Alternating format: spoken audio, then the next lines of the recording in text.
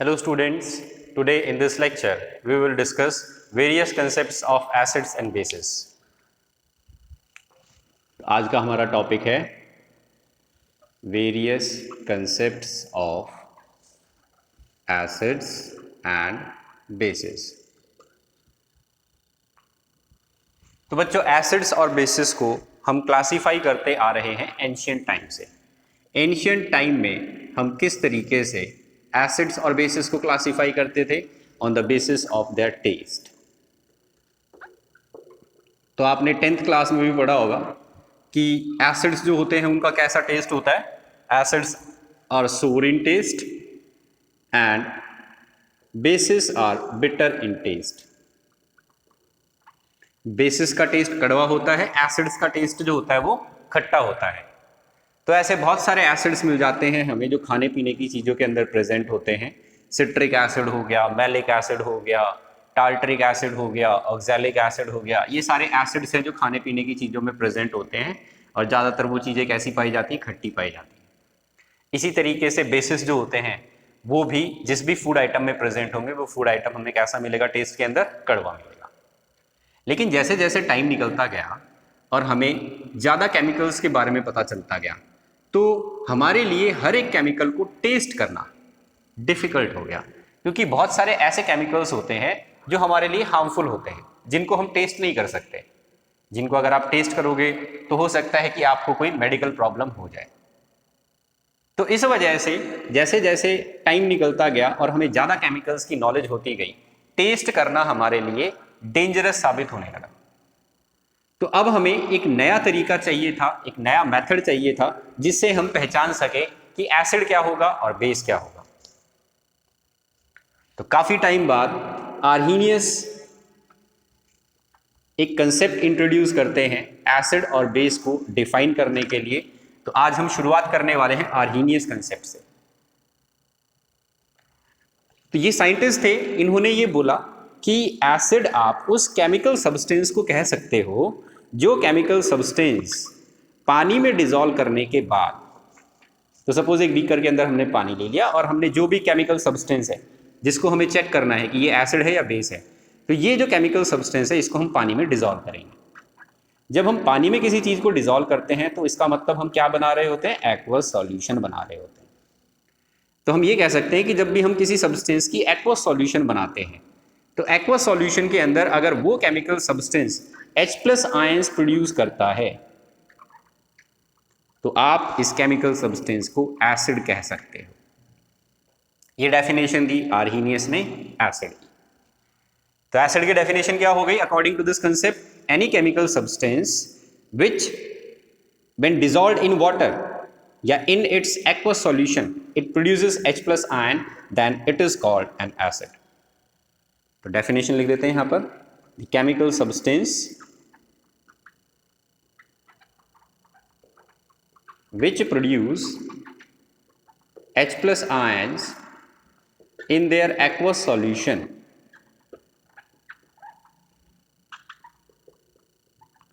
is called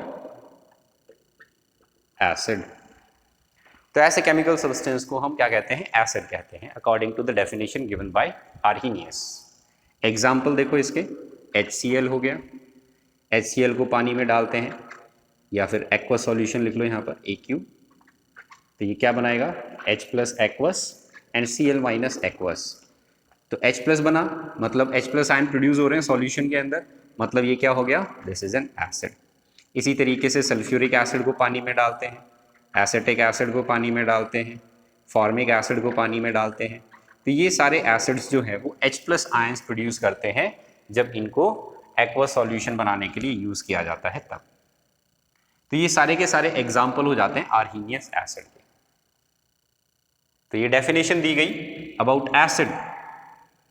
अब यहां पर एक बात जो आपको नोट करनी है, ये जितने भी एग्जाम्पल्स लिखे हैं ये सभी एग्जाम्पल्स न्यूट्रल मॉलिक्यूल्स हैं।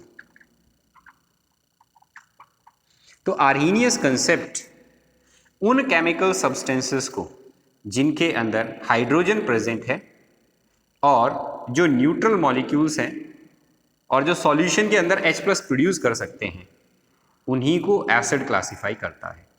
ठीक है, तो न्यूट्रल होना चाहिए, उसके अंदर हाइड्रोजन होनी चाहिए, और हाइड्रोजन जो है वो पानी के अंदर कैसी हो जानी चाहिए, H+ में कन्वर्ट हो जानी चाहिए। उन केमिकल सब्सटेंसेस को आर्हीनियस कंसेप्ट क्या कहता है, दे आर कॉल्ड एसिड। तो ये बातें आप नोट कर लेना।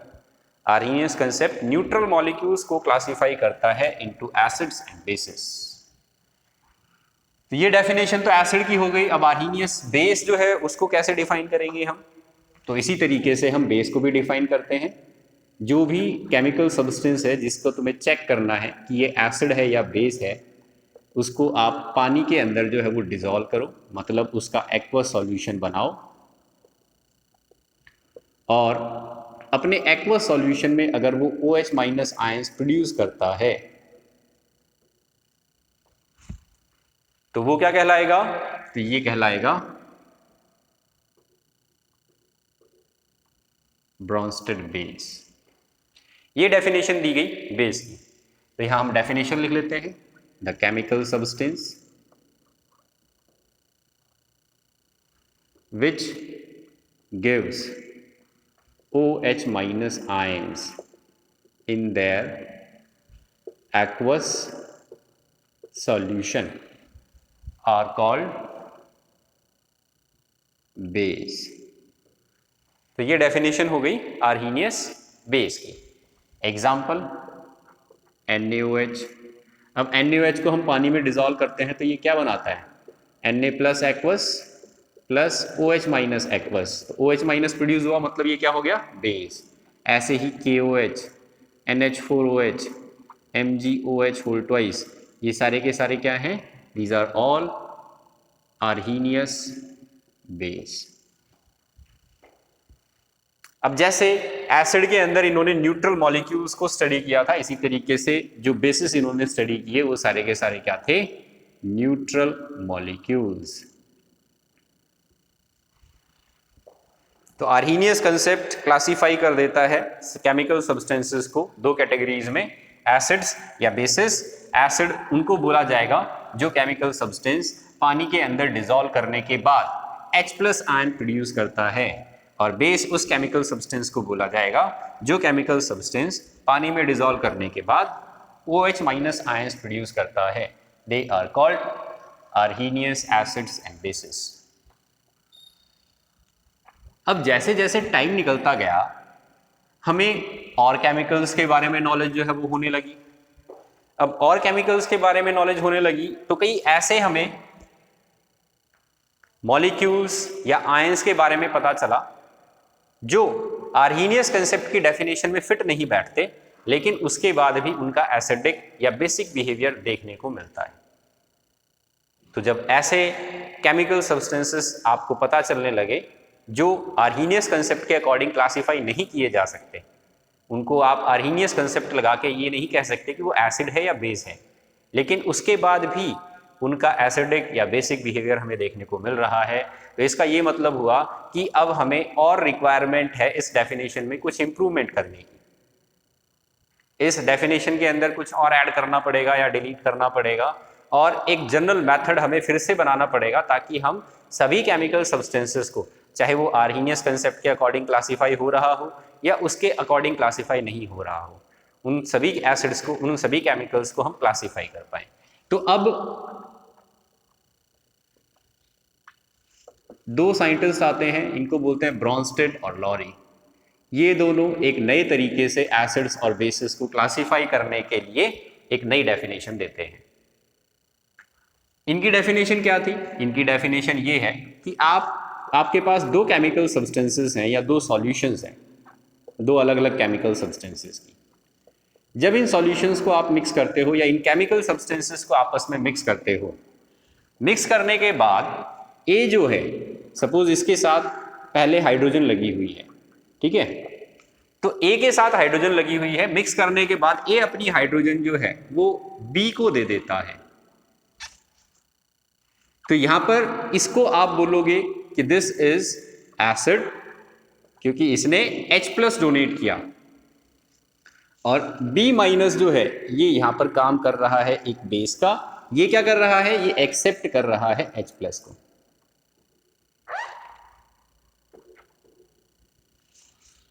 तो A यहाँ पर H+ डोनेट कर रहा है और B यहाँ पर H+ जो है वो एक्सेप्ट कर रहा है। तो जो डोनेट कर रहा है उसको आप एसिड बोलेंगे, जो एक्सेप्ट कर रहा है उसको आप बेस बोलेंगे। ये आपका न्यूट्रल मॉलिक्यूल भी हो सकता है या कोई आयन भी हो सकता है, और इसी तरीके से ये भी आपका कोई न्यूट्रल मॉलिक्यूल भी हो सकता है और आयन भी हो सकता है। तो अब इनकी डेफिनेशन में कुछ चीजें और ऐड हो गई, जैसे कि आयंस। इन्होंने बोला कि जो प्रोटॉन देगा, चाहे वो न्यूट्रल मॉलिक्यूल हो चाहे वो आयन हो, वो एसिड कहलाएगा। इसी तरीके से जो प्रोटॉन एक्सेप्ट करेगा, चाहे वो न्यूट्रल मॉलिक्यूल हो चाहे वो कोई आयन हो, वो एक बेस कहलाएगा। तो ये डेफिनेशन दी जाती है ब्रॉन्स्टर-लॉरी कंसेप्ट के अकॉर्डिंग एसिड की और बेस की। तो अब हम यहां पर पहले डेफिनेशन लिख लेते हैं, फिर हम कुछ एग्जांपल्स देखेंगे इस चीज के। According to this concept, acid जो है उसको क्या बोलेंगे? The chemical substance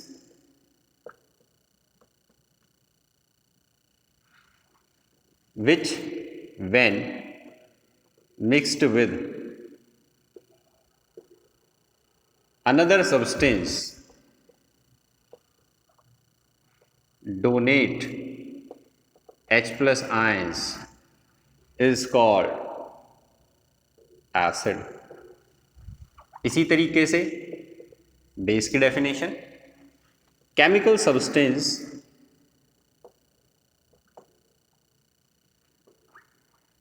which when mixed with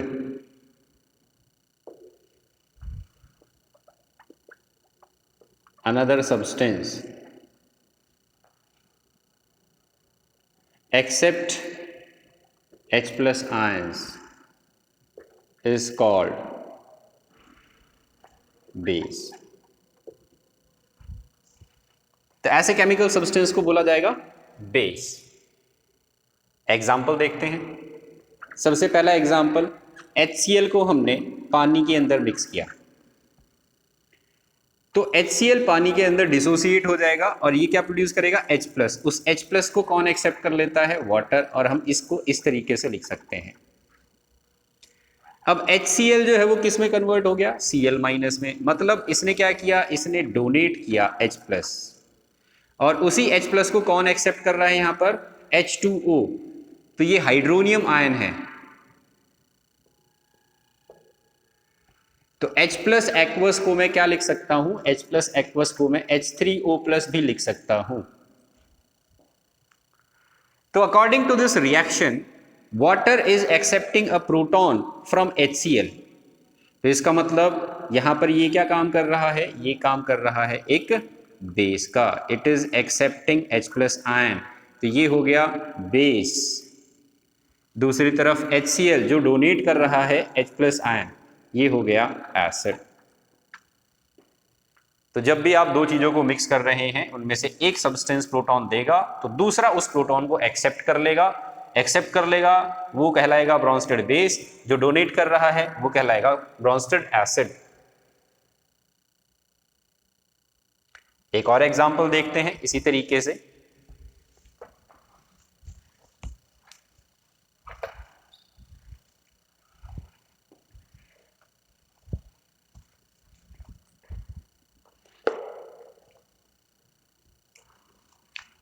next example, NH3 + HCl।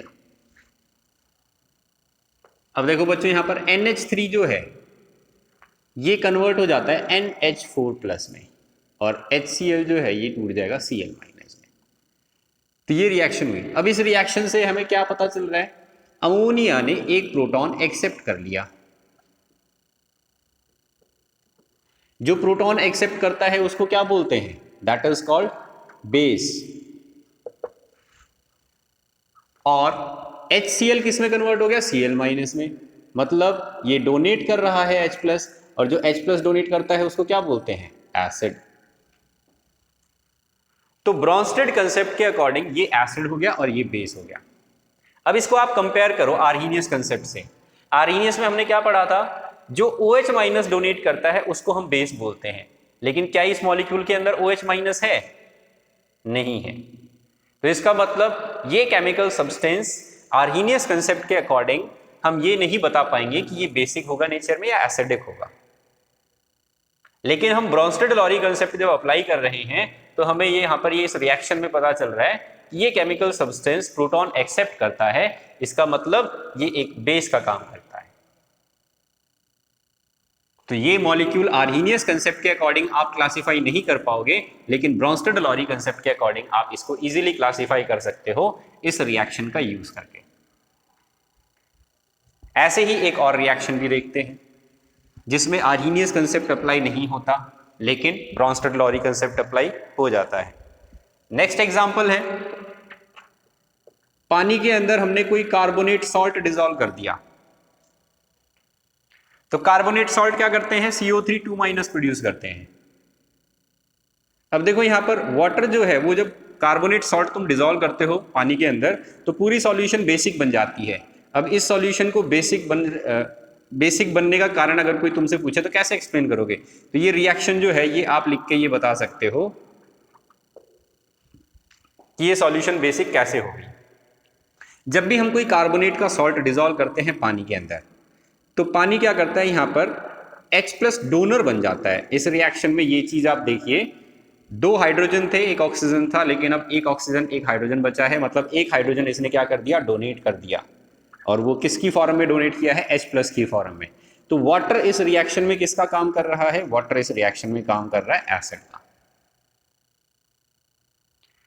क्योंकि ये H+ को डोनेट कर रहा है। लेकिन यहां पर CO3 2- था और यहां पर देखिए क्या बन गया, HCO3- बन गया। तो यहां पर हाइड्रोजन नहीं था लेकिन इसके साथ हाइड्रोजन आके लग गया। इसका मतलब इसने क्या किया, इसने एक्सेप्ट किया H+ को, और जो H+ एक्सेप्ट करता है उसको हम क्या कहते हैं, दिस इज कॉल्ड बेस। तो कार्बोनेट आयन, ना तो इसके पास H है ना ही इसके पास OH है, लेकिन फिर भी ये कैसा है, बेसिक है नेचर में। तो आप इसको according to Arrhenius concept classify नहीं कर पाओगे कि ये एसिडिक होगा या बेसिक होगा, लेकिन ब्रोंस्टेड-डेलॉरी कंसेप्ट जो है वो इसको इजीली क्लासिफाई कर देता है।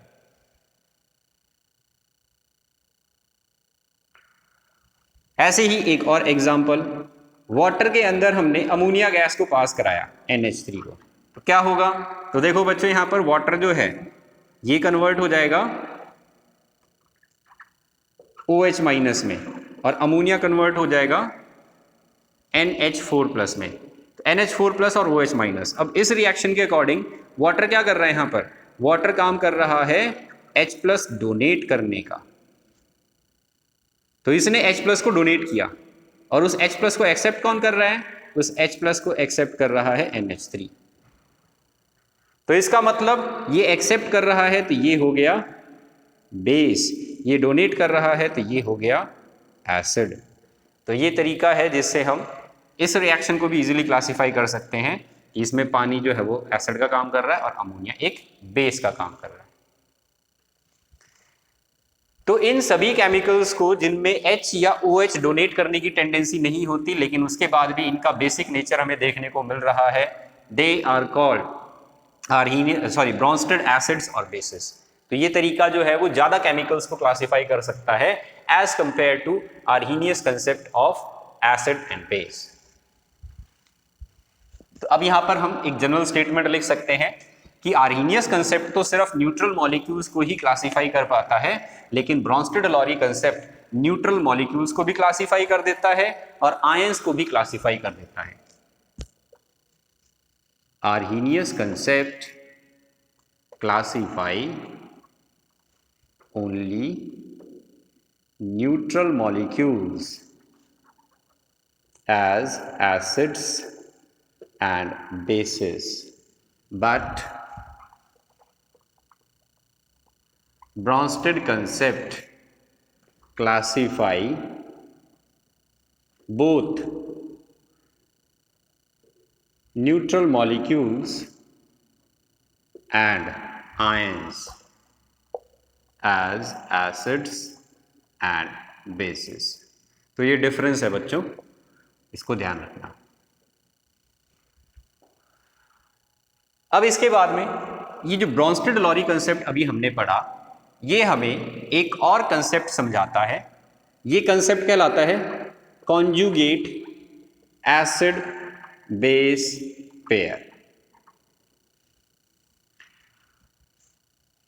According to the Bronsted concept, Bronsted concept के अकॉर्डिंग एसिड किस केमिकल को बोला जाएगा? जो डोनेट करेगा H+ को, दैट इज कॉल्ड एसिड। तो डोनेट करने के बाद ये एसिड जिस भी फॉर्म में कन्वर्ट होता है, फॉर एग्जांपल HCl है, HCl प्रोटॉन डोनेट करने के बाद किस में कन्वर्ट हो जाता है? Cl- में। तो ये अगर एसिड है तो इसको आप क्या बोलेंगे? This is the conjugate base of this acid. तो कोई भी सब्सटेंस अगर एसिड है, उसमें से एक प्रोटॉन हटा दो और उस पर एक नेगेटिव चार्ज लगा दो, तो वो बन जाएगा उसका कॉन्जुगेट बेस। और अगर बेस को देखा जाए तो बेस क्या काम करता है? जैसे कि अमोनिया का एग्जाम्पल हमने जो लिखा था, अमोनिया जो है वो प्रोटॉन एक्सेप्ट करके NH4+ बना देता है, मतलब इसमें ये काम कर रहा है एक बेस का। तो ये क्या कहलाएगा? ये कहलाएगा इसका कॉन्जुगेट एसिड। तो जो भी केमिकल सब्सटेंस किसी एसिड की तरह बिहेव करता है, उसमें से प्रोटॉन निकल जाने के बाद जो चीज बचती है that is called its conjugate base. और कोई केमिकल सब्सटेंस अगर नेचर में बेसिक है, उसमें अगर आप एक प्रोटॉन ऐड कर दो तो वो बन जाता है कॉन्जुगेट एसिड। अब तुम्हें क्या किया जाएगा? तुम्हें जो है वो कोई क्वेश्चन दिया जाएगा जिसमें तुमसे ये पूछा जाएगा, ये बताओ इस केमिकल सब्सटेंस का कॉन्जुगेट एसिड क्या होगा या इसका कॉन्जुगेट बेस क्या होगा। तो मैं एक एग्जाम्पल जो है आपके सामने लिख रहा हूं, CO3 HCO3 SO4 Cl H2O NH3, ये कुछ आयंस और मॉलिक्यूल्स आपको दिए गए। अब आपको क्या करना है? आपको ये बताना है इसका कॉन्जुगेट एसिड क्या बनेगा, इसका कॉन्जुगेट बेस क्या बनेगा, इसका कॉन्जुगेट एसिड क्या बनेगा, इसका कॉन्जुगेट एसिड क्या बनेगा, इसका कॉन्जुगेट बेस क्या बनेगा और इसका कॉन्जुगेट एसिड क्या बनेगा। तो इस तरीके से क्वेश्चन दिया जाएगा आपको, what are the conjugate acids of, ये दे दिया, ये दे दिया, या फिर ये दे दिया, या फिर पूछ लेगा what is the conjugate base of. तो कोई भी आयनिक स्पीशीज है, न्यूट्रल मॉलिक्यूल लिख के और तुमसे पूछा जा सकता है। तो कैसे देंगे इसका आंसर? अभी जो मैंने आपको बात समझाई, जब भी कॉन्जुगेट एसिड पूछा गया है या कॉन्जुगेट बेस पूछा गया है, तो सबसे पहले तो इसको आप लिख लीजिए कि CO3 ये हमें दे रखा है। हमसे पूछा क्या जा रहा है कि ये कॉन्जुगेट एसिड क्या बनाएगा। तो ये एसिड तब बनाएगा जब ये खुद बेस की तरह काम करेगा, और बेस होते हैं वो क्या करते हैं? वो प्रोटॉन एक्सेप्ट करते हैं। तो इसके साथ मैं एक H+ जोड़ दूं तो क्या बनेगा? तो एक पॉजिटिव चार्ज एक नेगेटिव चार्ज को न्यूट्रलाइज कर देगा, H इसके साथ जोड़ दो, HCO3-, ये कहलाएगा इसका कॉन्जुगेट एसिड। तो जो खुद बेस की तरह काम करेगा वही कॉन्जुगेट एसिड बनाएगा। अब ये HCO3- हमें दिया हुआ है और हमसे पूछा जा रहा है इसका कॉन्जुगेट बेस बताइए। तो HCO3- ये कॉन्जुगेट बेस बनाएगा। कॉन्जुगेट बेस कब बनाएगा? जब ये खुद एसिड की तरह काम करेगा। और एसिड का काम क्या होता है? एसिड का काम होता है प्रोटॉन डोनेट करना, मतलब इसमें से एक H+ निकाल दो। तो इसमें से H+ निकालोगे तो नेगेटिव चार्ज है, पॉजिटिव चार्ज निकालोगे न्यूट्रल हो जाएगा। तो ये क्या बन जाएगा? CO3। HCO3- से क्या बन जाएगा? CO3। This will be it's conjugate base. Charge लगेगा इसके ऊपर 2 नेगेटिव। तो ये हो गया कॉन्जुगेट बेस। नेक्स्ट का देखो, सल्फेट SO4 SO4 का हमें क्या बताना है? इसका हमें कॉन्जुगेट एसिड बताना है। तो कॉन्जुगेट एसिड अगर बताना है तो मतलब ये किसका काम करेगा? ये बेस का काम करेगा। और बेस का काम क्या होता है? प्रोटॉन को एक्सेप्ट करना। प्रोटॉन एक्सेप्ट करोगे मतलब क्या बनेगा? H+ से एक negative cancel, HSO4-। So this will be the conjugate acid of sulphate. Cl- दिया गया है। Cl- जो है इसका कॉन्जुगेट एसिड क्या होगा ये पूछा जा रहा है। तो इसका मतलब ये काम करेगा एक बेस का, और बेस का काम क्या होता है? प्रोटॉन को एक्सेप्ट करना। तो H प्लस और Cl माइनस मिलके क्या बना लेंगे, HCl, ये हो गया कॉन्जुगेट एसिड। अब वाटर पूछा गया है तुमसे, वाटर का कॉन्जुगेट बेस क्या बनेगा? तो वाटर का अगर मुझसे कॉन्जुगेट बेस पूछा जा रहा है तो इसका मतलब वाटर किसकी तरह काम करेगा? वाटर खुद काम करेगा एक एसिड की तरह। और एसिड का क्या काम होता है? एसिड H प्लस डोनेट करते हैं, तो इसमें से एक H प्लस निकाल दो तो क्या बच जाएगा, OH माइनस। तो ये हो गया इसका कॉन्जुगेट बेस। तो इस तरीके से आप ब्रोंस्टेड-लॉरी कंसेप्ट का यूज करके एसिड्स और बेसिस को क्लासिफाई कर सकते हो और इवन आयंस को भी क्लासिफाई कर सकते हो, ना सिर्फ न्यूट्रल मॉलिक्यूल्स को। आज के लिए स्टूडेंट्स इतना ही। अभी आपको मैं एक क्वेश्चन जो है वो असाइनमेंट में दूंगा, आप उसको सॉल्व करना। इसी टाइप का क्वेश्चन मिलेगा जिसमें आपको कॉन्जुगेट एसिड या कॉन्जुगेट बेस जो है वो बताना होगा। That's all for today, thank you.